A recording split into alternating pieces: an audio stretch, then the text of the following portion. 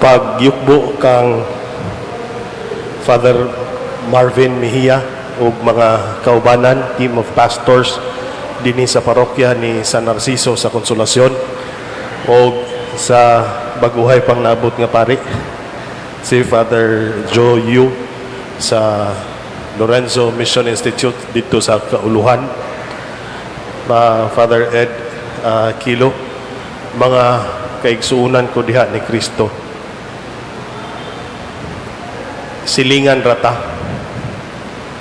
kay taga Mandawi man ko, pero karon pa ko kamisa din. Salamat, Father Marvin, sa pagdapit. Sige rin kong labay-labay din pero igo na kong mulabay. Mga igsuon ko diha ni Kristo, nagpadayon kita sa atong pag-andam, sa atong kaugalingon, alang sa pagsaulog nato sa kapistahan, pasidungog sa ato ang mahal nga patron, si San Narciso, nga nagpuyo sa kinabuhi nga balaanon, isip Kristiyano ug isip obispo sa mga katawhan nga din siya naila nga ligdong sa iyahang pagtuo ug pagtulunan nga katolikanhon ngadto sa katawhan nga iyang gialagaran. Labot pa niini, ang atong kapistahan karon nagsubay sa tema alang sa usa ka sinuduhanong simbahan, parokya ni San Narciso, paghiusa, pagsalmot ug pagmisyon.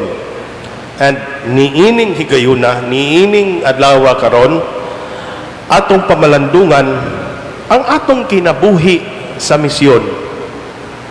Usa ka kinabuhi nato ug lihok natong tanan isip mga binunyagan. Haon pud kaayo ang atong tema karong adlaw kay diha or diha sa pagtulunan nga gidalit kanato diha pinaagi sa atong ebanghelyo karong adlaw. Nga naman nagsugyot man ang atong ebanghelyo karon kabahin nining atong pagpangahas alang sa kaluwasan. Kinsay ganahang maluwas? Wa may nang isa. Sure mo nagkunsa na mo dinhi. Tanaw og sini. Bitaw, kitang tanan dinhi ganahan maluwas, tinuod o dili? Nangahas nga maluwas kita, tinuod o dili? Apan ang atong pagpangluwas, ang atong pagluwas sa ato na bang kaugalingon o dili? Hilom. No? Isip usa ka simbahan, usa ka katawhan nga nagapanaw, kita padulong didto sa atong kaluwasan, dili ba? Mao nang sulayan nato pagtidlom karon alang sa atong pamalandong kining atong kaluwasan isip gasa sa Dios. Ug isip gasa unsa kahay tahas nato sa ato diha sa atong misyon isip usa ka sinuduhanon nga simbahan. Duha ka punto ang gihulagway sa atong ebanghelyo karong adlaw. Diba? Kung atong nahinumduman, adunay usa ka tawo nangutana kang Hesus, "Nyor, pila ray magluwas?" Or jutay ra ba ang maluwas? Duha ka punto ang iyahang gisaysay sa maong tao, isip tubag. Ug mao pud ni ang atong pagpalahom sa atong pagsabot nining atong pag-andam sa atong kaugalingon or pagtan-aw nato sa atong tahas isip atong misyon. Una, ningon si Kristo, pagahas kamo sa sigpit nga ganghaan, no? Padulong sa kaluwasan. Daghan ang misulay, apan jutay ra ang nakalahutay. Naghulagway kini sa atong tahas. Tahas sa paglahutay padulong sa atong kaluwasan. Sa atong paglahutay, kinahanglan baya nga mahibaluta sa dalan nga atong pagasudlan. Matud pa sa usa ka batid sa balag kasulatan, kini kunong atong kahibalo, nagpasabot kini nga wala lamang ta mahibalo sa basic information, no, or ang atong paghibalo ni ana, like kung hibalo tag filosofiya, hibalo ta unsa ni filosofiya or unsa na siya, hibalo ta og kanang engineering, unsay basic niya, unsay mga pamaagi niya, dili lang na mao ang atong kahibalo.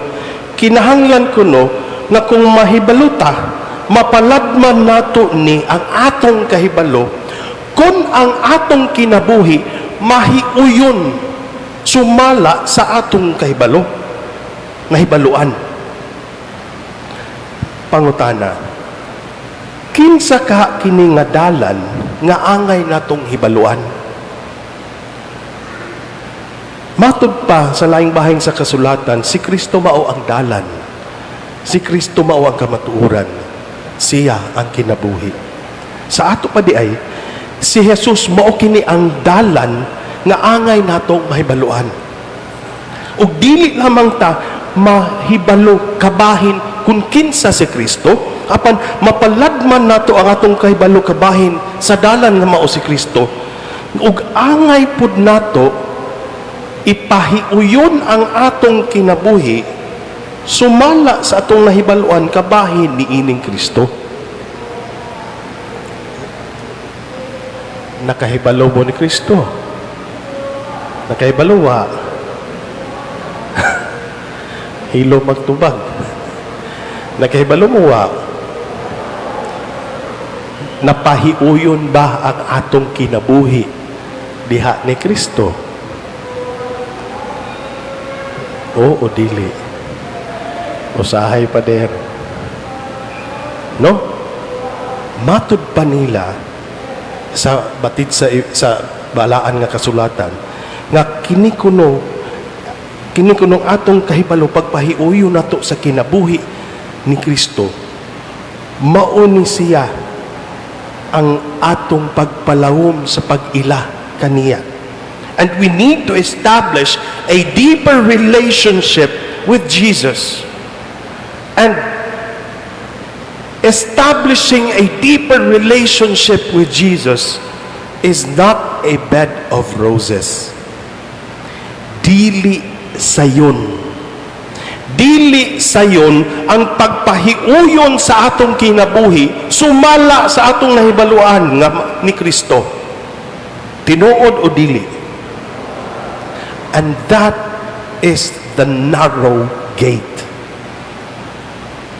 Ang malisod nga pagsunod sa kinabuhi ni Kristo. Lapad kayo ang kalibutan, apan sigpit kayo ang pagsunod sa dalan nga giagian ni Kristo. Dili siya sayon. Daghan kaayo nga mga purification, mga purgation nga atong masinati sa kinabuhi. Ug mao kini ang sigpit nga ganghaan. Kanunay ni nga abli alang kanila nga nakahibalo. Ug wala lamang nakahibalo, apan nagpahiuyon sa ilang kinabuhi sumala sa ilang nahibaluan kabahin ni Kristo.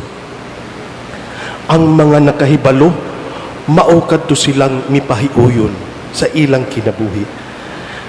Nakahibalo ka kita sa dalan nga mao si Kristo.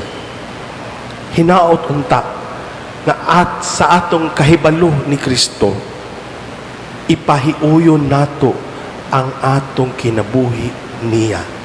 Hugtan ta ang bakos sa atong pag-ila, pagtuo kang Kristo Jesus.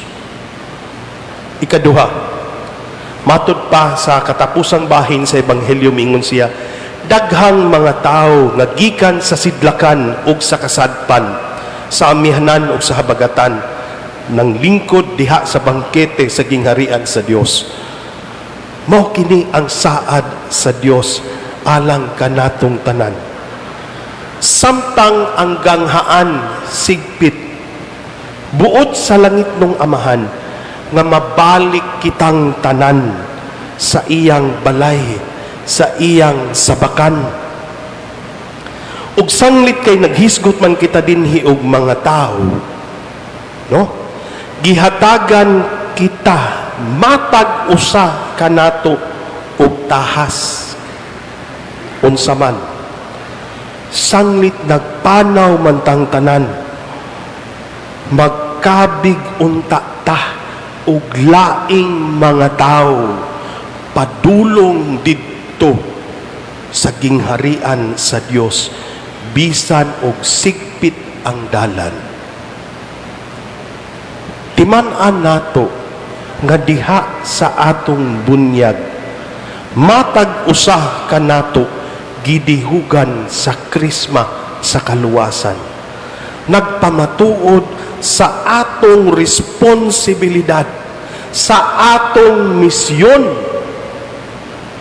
natong tanan nga magkabig kita ug atong isig kaingon padulong didto sa dalan, padulong didto sa kaluwasan nga gitanyag sa Dios kanato, bisan pa og sigpit ang dalan niini.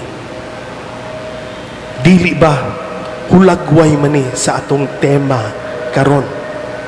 Isip binunyagan, tahas natong tanan nga samtang magpanaw ta padulong sa masigpit nga dalan sa kaluwasan, obligasyon nato nga magkabig ta sa atong isig kaingon.